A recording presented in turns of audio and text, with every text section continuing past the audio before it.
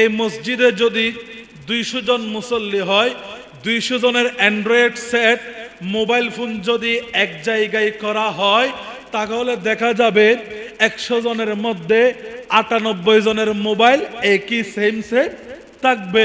ক্যামেরাও একই, লেন্সও একই, মোবাইলও একই কোম্পানির, ডিসপ্লেও একই কোম্পানির। এই এলাকার যতজনের ঘরে মোবাইল আছে, জরিপ করলে দেখা যাবে প্রত্যেক ঘরের মোবাইলের সাথে অপর মোবাইলের মিল আছে। বলেন না, মিল আছে। কিন্তু মালিক বান্দারে কতই না দয়া করেছেন। 18,000 মখলুকাতের মধ্যে সৃষ্টির সেরা জীব মানুষ বানিয়েছে।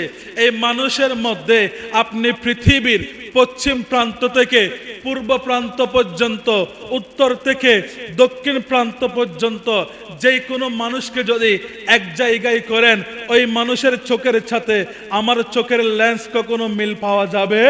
মিল পাওয়া যাবে না। আমার হাতের ফিঙ্গারের সাথে আরেকজনের ফিঙ্গার কখনো মিল হবে না। সেই জন্য আইডি কার্ড বানানোর জন্য, পাসপোর্ট বানানোর জন্য ফিঙ্গারে দিতে হয়, চোখের ফিঙ্গার দিতে হয়। কেন? দুনিয়ার জমিনের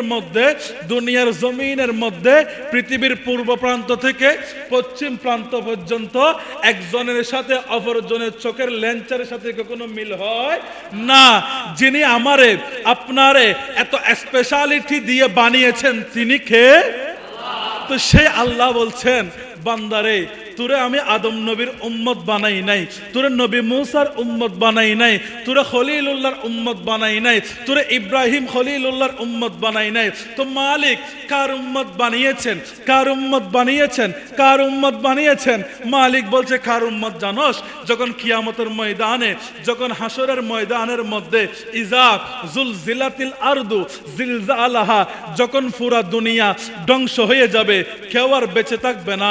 হাসরের মাঠে যখন বিচার হিসাব নিকাশের স্থান উপস্থাপন হয়ে যাবে, হিসাব নিকাশ যখন হয়ে যাবে, হিসাব নিকাশ যখন হয়ে যাবে, তখন এক বান্দাকে, এক জাহান্নামী বান্দাকে জাহান্নামের ফেরেশতারা টানতে টানতে টানতে জাহান্নামের দিকে নিয়ে যাবে, জাহান্নামের দিকে নিয়ে যাবে।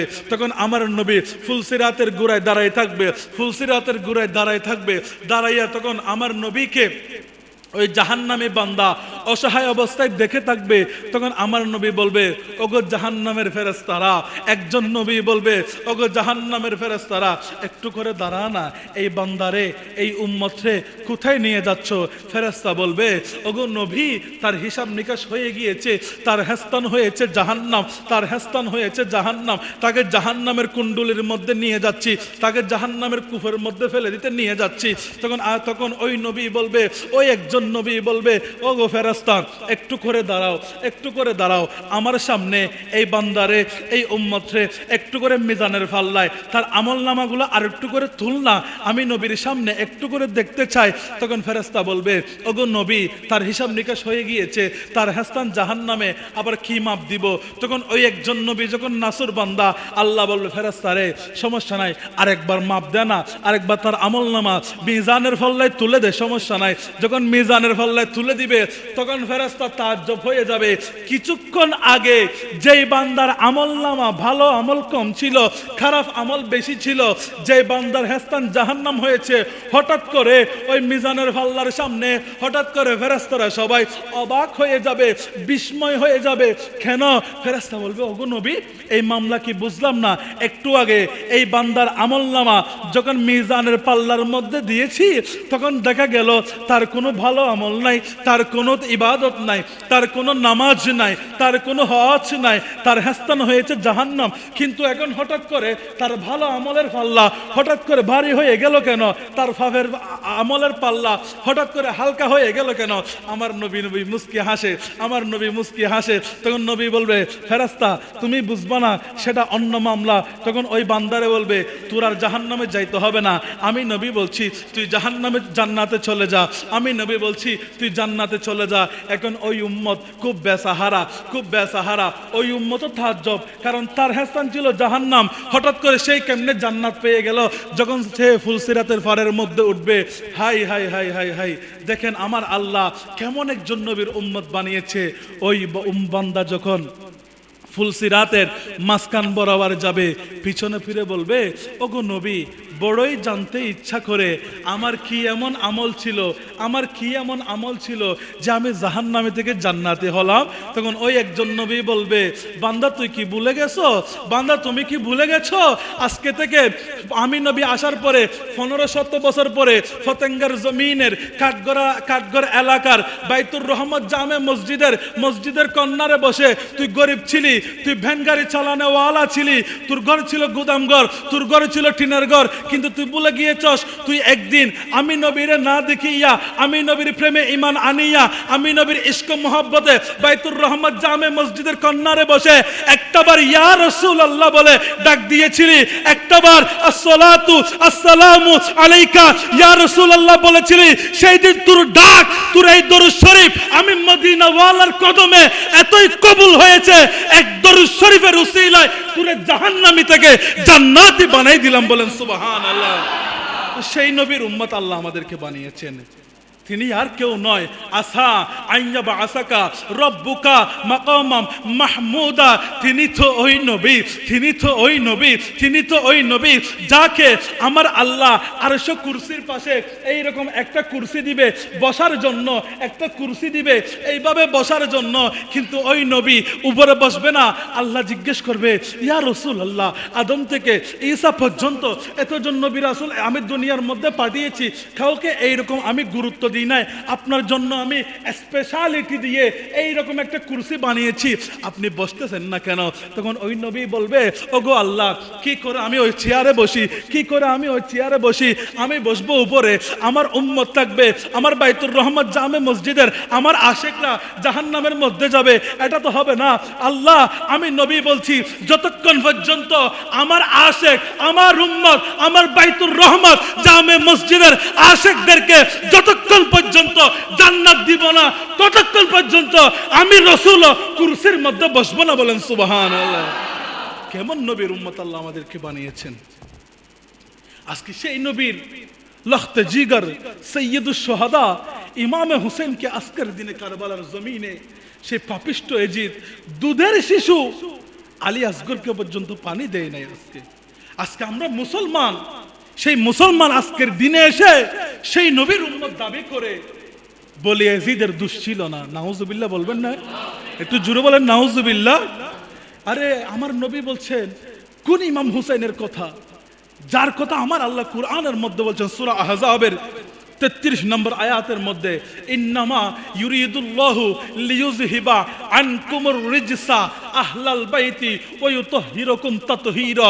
আমার আল্লাহ বলছেন, ওগো হাবিব, আপনি আপনার উম্মতদের জন্য বলে দিন, কিয়ামতের আগ পর্যন্ত চৌধুরী বংশ আসবে, কিয়ামতের আগ পর্যন্ত গাজী বংশ আসবে, কিয়ামতের আগ পর্যন্ত খান বংশ আসবে, কিয়ামতের আগ পর্যন্ত নবাব বংশ আসবে, কিয়ামতের আগ পর্যন্ত অমুক বংশ আসবে, তমুক বংশ আসবে। ওগো হাবিব, আপনি বলে দিন, কিয়ামত পর্যন্ত কোন বংশের কথা আমি আল্লাহ বলি নাই, কোন বংশ পবিত্র সেটা আমি বলি নাই। সেই জন্য খান বংশের মধ্যে দুষ্টাকে, চৌধুরী বংশের মধ্যে ঝামেলা থাকতেও পারে, নবাব বংশের মধ্যে মারামারিও থাকতে পারে, কিন্তু আমার আল্লাহ বলছেন, হাবিব, আমি একটা বংশ, একটা গোত্র, একটা সমাজ, একটা পরিবারের কথা আমি আল্লাহ কুরআনের মধ্যে বলে দিচ্ছি। আমার হাবিব বলছে, আল্লাহ বলে দেন না আপনি কোন পরিবারের কথা বলছেন? আমার আল্লাহ বলছেন, ইন্নামা ইউরিদুল্লাহু লিইউযহিবা আনকুমুর রিজসা আহলাল বাইতি ওয়া ইউতাহহিরুকুম তাতহীরা। ইয়া রাসূলুল্লাহ, আমি গাজী বংশের কথা বলি নাই, আমি চৌধুরী বংশের কথা বলি নাই, আমি একটা বংশের কথা বলছি, সেটা হচ্ছে আহলাল বাইতি। কিয়ামত পর্যন্ত অনেক বংশ আসবে যাবে, কিন্তু আপনি নবীর পরিবার সৈয়দজাদা আহলে পরিবার আমার ইমাম হুসাইনের বংশধর কিয়ামত পর্যন্ত পবিত্র পবিত্র পবিত্র চিল্লায় বলি সুবহানাল্লাহ। আজকের এই দিনে দেখা যায় ইমাম হুসাইনের শানে বেয়াদবি করে আছে না নাই? আমি গতকালকে একটা ইউটিউবের মধ্যে দেখলাম আমার মতো জুব্বা পরে, আমার মতো পাগড়ি পরে, লম্বা লম্বা দাড়ি রেখে এইভাবে সুন্দর করে ঘুমটাও দিয়েছে, বলে ইমাম হুসাইনের দোষ ছিল, এজিদের দোষ ছিল না। নাউজুবিল্লাহ বলবেন না? আমি তখন বলি, বন্ধুরে, তোর যখন এজিদের এতই দোষ ছিল না, তোর একটা সন্তানের নাম এজিদ রাখ না, তোর একটা সন্তানের নাম ইবনে জিয়াদ রাখ না, তোর একটা সন্তানের নাম সীমার রাখ না। তখন ওই মৌলবী বলে, না না না, এটা কিভাবে হয়? আমি তো সন্তানের নাম এজিদ রাখতে পারি না, আমি সন্তানের নাম ইবনে জিয়াদ রাখতে পারি না, আমি সন্তানের নাম সীমার রাখতে পারি না। বলে, বন্ধু কেন? বলে, এজিদের নাম শুনলে মানুষ ঘৃণা করে। তখন আমি বলি, বন্ধু, যে এজিদের নামে তোমার সন্তানের নাম রাখলে মানুষ ঘৃণা করবে বলছে, তুমি এই এজিদের পক্ষে কথা বলো কোন দলিলে? তার মানে বোঝা যায় তোমার ভিতরের সাথে জাবানের মিল নাই। কথা বলেন ঠিক কিনা? না হলে আমি বলি, বন্ধু, তুমি তোমার সন্তানের নাম এজিদ রাখো, আমি নিজে গিয়ে সুন্দর করে নাম রেখে আসবো। তখন আমার বন্ধু বলে, আমি তো এজিদের নামে নাম রাখতে পারবো না, ইবনে জিয়াদের নামে নাম রাখতে পারবো না, সীমারের নামে নাম রাখতে পারবো না। বলে, কেন? বলে, কিয়ামত পর্যন্ত এজিদ, সীমার এগুলার মানুষ লানত দেয়। তুই যারে মানুষ লানত দেয়, বন্ধু, তুই তার পক্ষে কেমনে কথা বলিস? তুই কেমনে বলতে পারিস এজিদ 100 রাকাত নামাজ পড়েছে? তুই কেমনে বন্ধু বলতে পারিস ইমাম হুসাইনের দোষ ছিল? আরে ইমাম হুসাইন যদি সেই দিন ক্ষমতার লোভী হইতো তাহলে গর্দান দিতে হতো না। এজিদ তো অফার দিয়েছে, বলছে তুমি ক্ষমতা ছেড়ে দাও, তোমাকে পুরা মদিনা দিয়ে দিব। এজিদ বলছে গর্দান নিয়ে দে, ইসলাম জিন্দা হতা হে হর কারবালা কি বাত। এই হুসাইন বলেছে গর্দান নিয়ে নে, কিন্তু আমি ইসলাম দিতে পারবো। যার রক্তের বিনিময়ে ইসলাম পেয়েছি, জিসি কা খানা উসি কা গানা, যার নুন খেয়েছি, আজকে 1400 বছর পরে এসে বন্ধু তুমি বলো এজিদের দোষ ছিল না, তাহলে বোঝা যায় তোমার মতো মিথ্যাবাদী বাংলার জমিনে দ্বিতীয় আর কেউ হয়? কোনো সন্দেহ আছে? আল্লাহ আবার বলছে, যারা এজিদের পক্ষে কথা বলবে, আমি বলছি নাকি আল্লাহ বলছে কুরআনের মধ্যে, ফাকুল তাআলাউ নাদউ আবনাআনা ওয়া আবনাআকুম ওয়া নিসাআনা ওয়া নিসাআকুম ওয়া আনফুসানা ওয়া আনফুসাকুম সুম্মা নাবতাহিল ফানাজআল লালাতাল্লাহি আলাল কাযিবিন। আমার আল্লাহ বলছেন, যারা ইমাম হুসাইনের পরিবারের দিকে আঙ্গুল তুলবে, যারা সাইয়্যিদুশ শুহাদা আম্মা খাতুনে জান্নাত ফাতেমা জাহরা রাদিয়াল্লাহু তাআলা আনহার দিকে আঙ্গুল তুলে তাকাবে, আমি বলছি না, আল্লাহ ঘোষণা দিচ্ছে পৃথিবীর জমিনে যারা আমার নবীর আহলে পরিবারের দিকে আঙ্গুল তুলে তাকাবে, তাদের মতো মুনাফিক আর কেউ হতে পারে না। কথা বলেন ঠিক কিনা? আজকে বাংলার জমিনে দেখা যায়, বলে এজিদের দোষ ছিল না। কিরে বন্ধু, তুই কেমনে বলতে পারলি? হাই হাই হাই হাই, সেই দিন ইমাম হুসাইন শিশু আলী আসগরকে নিয়ে ফুরাত নদীর তীরে গিয়ে বলছে, ওগো সীমার রে, আমারে কষ্ট দে, সমস্যা নাই, আমারে কষ্ট দে, সমস্যা নাই, আমার দুধের শিশু আলী আসগর রে একটু করে পানির ব্যবস্থা করে দেয় না, একটু করে পানির ব্যবস্থা করে দেয় না। হাই হাই হাই হাই, আরে যে গলায় চুমুকেতেন আল্লাহর হাবিব নবী মুস্তাফা, সুবহানাল্লাহ বলেন না? আরে সেদিন ইমাম হুসাইন বলছে, ওগো সীমার, আমারে কষ্ট দে, আমি কিছু বলবো না, আমারে শহীদ কর, কিছু বলবো না। আমার দুধের শিশু আলী আসগর কয়েকদিন যাবৎ মায়ের বুকের দুধ শেষ হয়ে গিয়েছে, একটু করে পানি দেয় না। আমার দুধের শিশু আজকে দুনিয়ার জমিনে যখন আমার আপনার ছেলে একটু করে রাতে কান্না করে, আমার আপনার অন্তর কলিজা সেট করে উঠে কি উঠে না? উঠে। হাই হাই, এখন কার কথা বলছে? ইমাম হুসাইন কুলে নিয়ে শিশু আলী আসগরকে যখন ওই ফুরাত নদীর তীরে গেল, এমনভাবে থির মারলো, কলিজা বেদ করে ফিট দিয়ে বের হয়ে ইমাম হুসাইনের বুকে লেগে গেল। আর তুমি বলো বন্ধু, এত বছর পর এসে বলো এজিদের দোষ নাই? আরে এজিদ যদি এত ভালো হয়, নবীর বংশের উপর আঙ্গুল তুলে কেমনে? নবীর বংশের উপর আঙ্গুল তুলে কেমনে? সেজন্য আমার আল্লাহ বলে দিচ্ছেন, যারা আমার নবীর পরিবারের দিকে আঙ্গুল তুলবে, বিয়াদবি করবে, তাদের মতো মুনাফিক পৃথিবীর জমিনে আর কেউ হতে পারে? যে গলায় চুমুকেতেন আল্লাহর হাবিব নবী মুস্তাফা, সুবহানাল্লাহ বলি, সেজন্য আরেক শায়ের বলছে, আরে দয়ালি নবী যেই গলাতে চুমুকেতেন দিনে রাতে, চুমুকেতেন দিনে রাতে, সেই গলাতে বিষের ছুরি সীমারে চালাই। কারবালার করুণ কাহিনী কেমনে ভুলা যায়, কারবালার করুণ কাহিনী একটু বলেন না কেমনে ভোলা যায়, কারবালার করুণ কাহিনী লাজায়। নবীর আওলাদ শহীদ করলা নিষ্ঠুর জিদরাই, কারবালার করুণ কাহিনী কেমনে ভোলা যায়, কারবালার করুণ কাহিনী। সালাতুনিয়া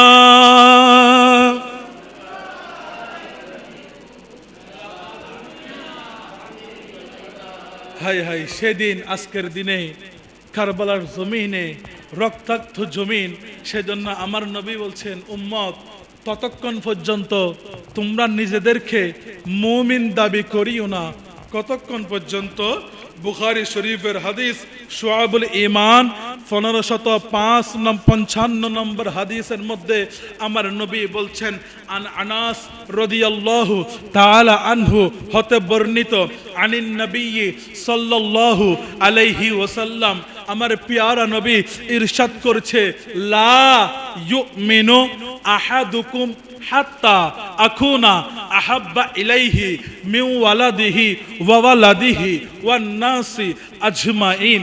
আমার নবী বলছেন, উম্মত প্লিজ ততক্ষণ পর্যন্ত নিজেরা মুমিন দাবি করিস না।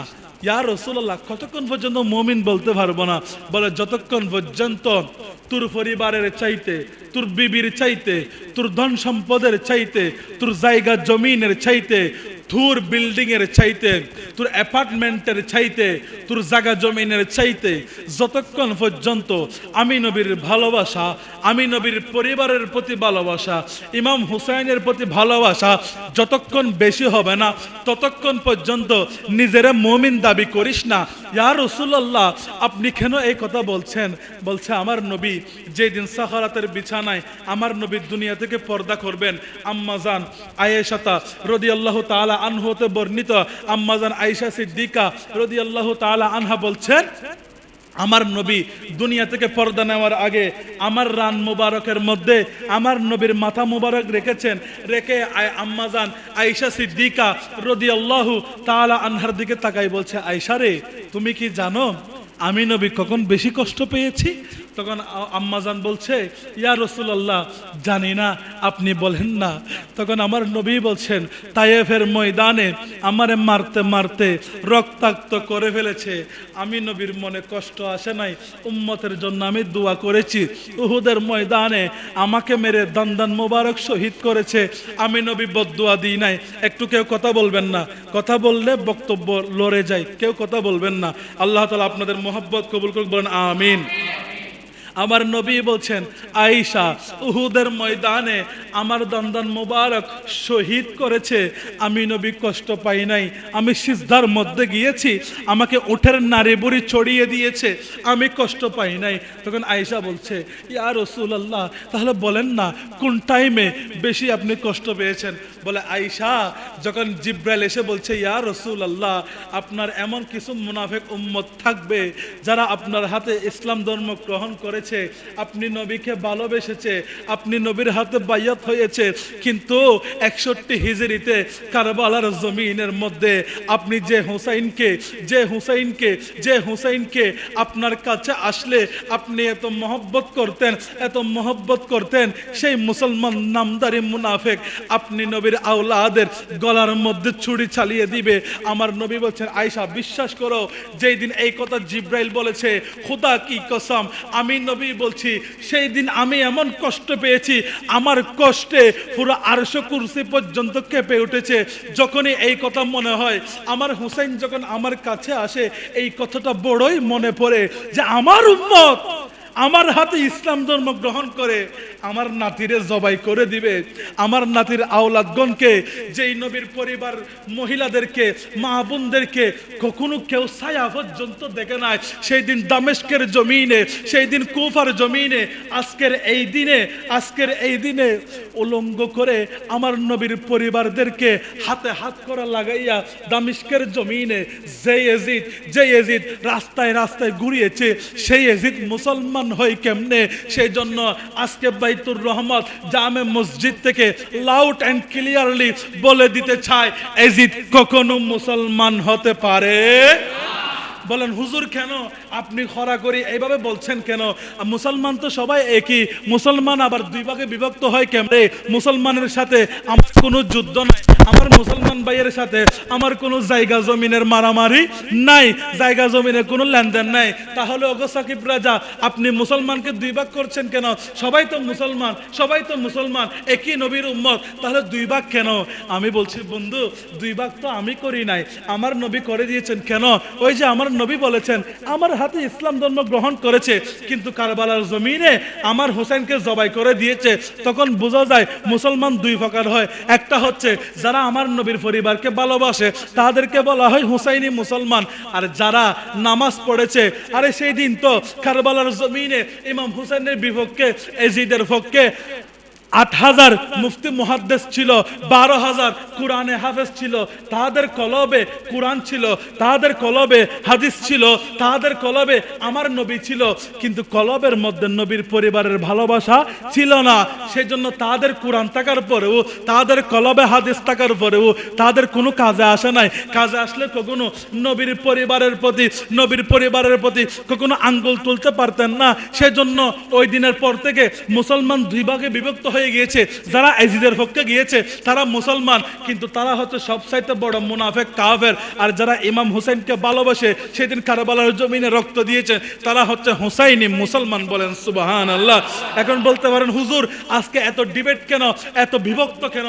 আমি বলতে চাই, যখন আমাদের দেশের মধ্যে শিল্পপতির ছেলে, কুটিপতির ছেলে যখন জন্ম হয়, তখন ওই ছেলেকে তার আত্মীয় স্বজন যারা কুটিপতি আছে গিফট করে কি করে না? কথা বলেন, করে কি করে না?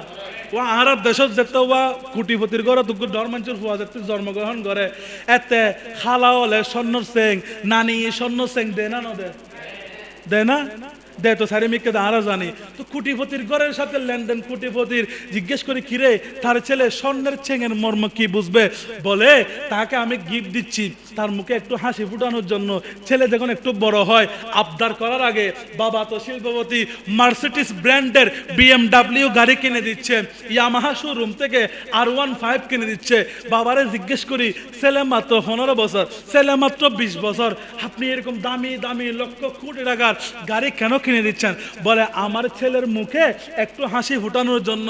এখন আমি বলি বন্ধু, দুনিয়ার জমিনে তুমি তোমার ছেলের হাসি ফুটানোর জন্য BMW কিনে দিতে পারো, তুমি তো জানো না কোন ইমাম হুসাইনের কথা বলছি। আরে আমার আল্লাহ বলছেন, আল হাসানু ওয়াল হুসাইনু সাইয়্যিদা শাবাবি আহলে জান্নাত।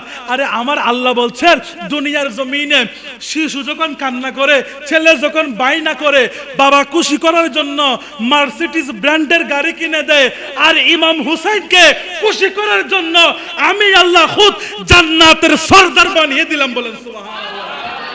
কেমন ইমাম হুসাইন? সেই ইমাম হুসাইনের গলায় ছুরি চালিয়ে দিলেন আপনি, আর আপনি আজকে এত বছর পর এসে বলছেন ইমাম হুসাইনের দোষ ছিল, নাউজুবিল্লাহ। তখন বোঝা যায় আপনার ঈমানের মধ্যে গরমিল।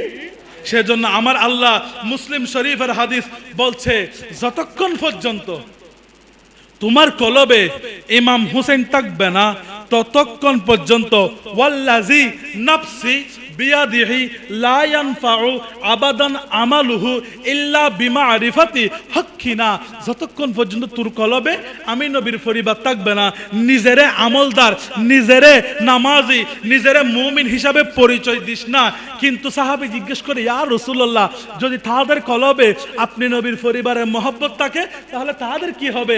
তাদের কলবে যদি ইমাম হুসাইনের মহব্বত থাকে তাহলে কি হবে? তখন আমার নবী বলছে, ওয়ামা মাতা আলাই আলাইহি দাখালাল জান্নাত। ওগো আমার সাহাবী, তাহলে আমার নবী, আমি নবী সিগনেচার করে দিলাম, আমার মাতা আলাইহি দাখালাল জান্নাত, সে আমার উম্মত। মরতে দেরি যদি কলবে আমি ইমাম হুসাইনের মহব্বত থাকে, তারা মরা মাত্র জান্নাত দিতে দেরি করব না, বলেন সুবহানাল্লাহ। সেই জন্য ইমাম হুসাইনকে বাদ দেওয়া যাবে? খবরদার। পৃথিবী একদিকে, আমি গতকালকে আমার একটা জায়গায় মাহফিল ছিল, আমি 10 লক্ষ টাকা চ্যালেঞ্জ করেছি, যদি এজিদকে মুসলমান এটা যদি প্রমাণ করতে পারে। আজকে আমাদের দেশে দেখা যায় বলে এজিদের দোষ ছিল না। আমি বলবো সরাসরি আমার সাথে বসেন, আমার উস্তাদের কাছে যাইতে হবে না, লাউড এন্ড ক্লিয়ার। যারা এজিদকে সাপোর্ট করবে তারাও বর্তমানে বড় কাফের, কথা বলেন ঠিক কিনা? যে দ্বিমত পোষণ থাকে আমার সাথে আসতে পারবেন। যারা ইমাম হুসাইনের গলায় ছুরি চালায় তারা কখনো মুসলমান হতে পারে? চ্যালেঞ্জ দিয়ে গেলাম আজকে পতেঙ্গার জমিনের মধ্যে। আল্লাহ তাআলা আপনাদের মহব্বতকে কবুল আর মঞ্জুর করুক। আমি বলবো কখনো দুনিয়া একদিকে চলে যাক, আমার নবীর শানে বিয়াদবি করবেন না। আমার আল্লাহ বলছেন লা তারফাউ আসওয়াতাকুম ফাওকা সাউতিন নবী। আমার আল্লাহ বলেছে খবরদার, দুনিয়ার জমিনে আপনি মা বাবার সাথে বিয়াদবি করেছেন, কারোর সাথে বিয়াদবি করেছেন, মানুষ বলে বিয়াদব, তার মানে বিয়াদবের আগে পরে ক্ষমা আছে। কিন্তু আমার আল্লাহ বলছেন নবীর সাথে বিয়াদবি করলে, আমার নবীর আহলে পরিবারের সাথে বিয়াদবি করলে তারে আর বিয়াদব বলে না, তারে বলে বেঈমান। বেঈমান মানে যার কোনো ঈমান নাই। আমার নবীর সাথে একবার যদি বিয়াদবি হয়ে যায় আর কখনো ঈমান নসিব হয়, আপনার ভালো লাগে না, আপনি সেটা ইগনোর করবেন না, কিন্তু কখনো বিরোধিতা করবেন। যদি সামান্য পরিমাণ আমার নবীর কলিজার মধ্যে আঘাত লেগে যায়, সেই দিন কবরে সব দিকে মাটি, ফেরেশতা ছাড়া কেউ নাই, বন্ধু বান্ধব কেউ নাই, সেই দিন কিন্তু আমার নবী থাকবে। কাড়ি হে মনে কর নকির সর পর না কোই हामी না কোই আওয়ার बता दो आकर शफीए महशर के सख्त मुश्किल जवाब में है, उठा दो पर्दा दिखा दो चेहरा के नूर बारी हिजाब जमाना तारीख हो रहा है। एक बार बोली अल्लाह अकबर। আল্লাহ তাআলা আমাদের সকলের মহব্বতকে কবুল করুক, বলেন আমিন। মসজিদের জন্য সাদিয়া সালাম সেতু 500 টাকা হাদিয়ে দিয়েছেন, তার ছোট বোন 100 টাকা হাদিয়ে দিয়েছেন। আল্লাহ তাআলা এই মসজিদের দান সদকাকে কবুল করুক, সবাই বলেন আমিন। এবং খাদিজাতুল কুবরা আয়েশা এই মসজিদের জন্য 2500 টাকা দিয়েছেন। আল্লাহ তাআলা সকলের এই দান সদকাকে কবুল আর মঞ্জুর করুক, বলেন আমিন। আমরা যা শুনেছি তার উপর আমল করার তৌফিক দান করুক, বলেন আমিন। ইমাম হুসাইনের মহব্বত আমি বলবো ঘরে ঘরে, আজকে তো ঐতিহ্য ঘরে ঘরে ফাতিহার আয়োজন করবেন। আজকে চলে যাচ্ছে 10 মুহররম, শহাদায়ে কারবালার স্মরণে মাহফিল করবেন, ইমাম হুসাইনের শানে মাহফিলের আয়োজন করবেন। কেন? আজকের একটা মাহফিল কাল কিয়ামতের ময়দানে আপনার জন্য সাক্ষী উসিলা হবে নাজাতের। সেই জন্য চেষ্টা করবেন শহাদায়ে কারবালার মাহফিল করার জন্য। আজকে আমার যুবক ভাইয়েরা বিভিন্ন জায়গায় টাকা খরচ করছেন। আজকে আমরা একতাবদ্ধ, ঐক্যতা না থাকার কারণে আজকে গ্রাম থেকে, সমাজ থেকে ঐতিহ্য চলে যাচ্ছে। আল্লাহ তাআলা